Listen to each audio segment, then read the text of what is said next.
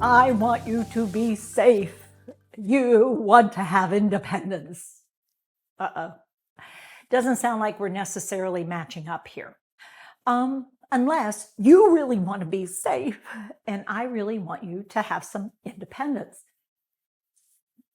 What does that mean? Well, it means we're not on the same page. So here's the thing. When someone is living with dementia, they were a someone before they ever got dementia.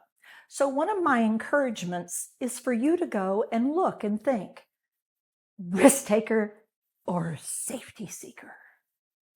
Risk taker or safety seeker? What has your person always been? And what are you?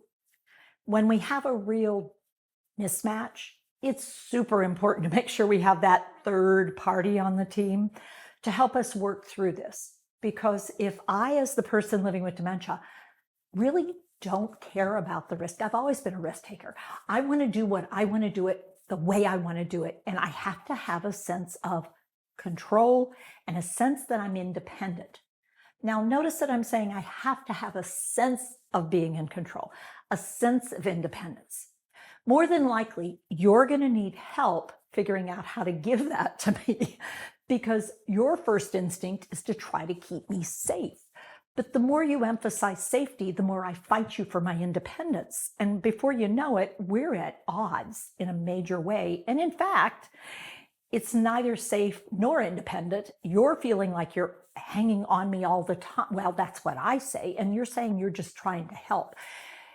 If we can't figure this out, we'll find that there's a lot of resistance to support and care that we feel is necessary.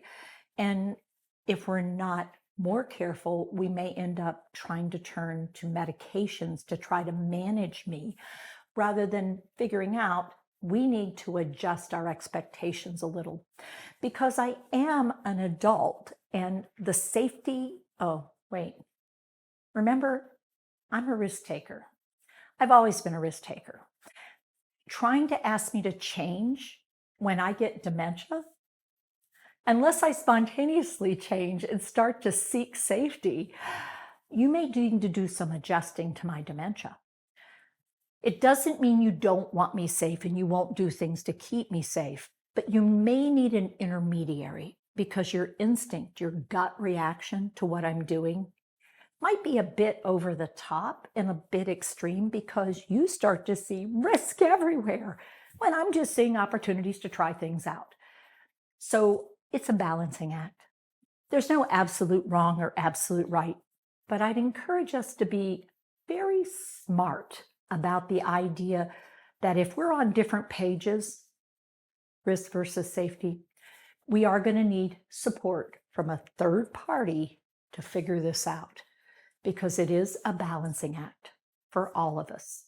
And if we cannot come to an agreement on a little bit of risk and a sense of independence, more than likely, we're going to get a lot of pushback for what we really want, which is your life to have value, purpose, pleasure, joy, and a sense of well-being, because you can't have everything you want.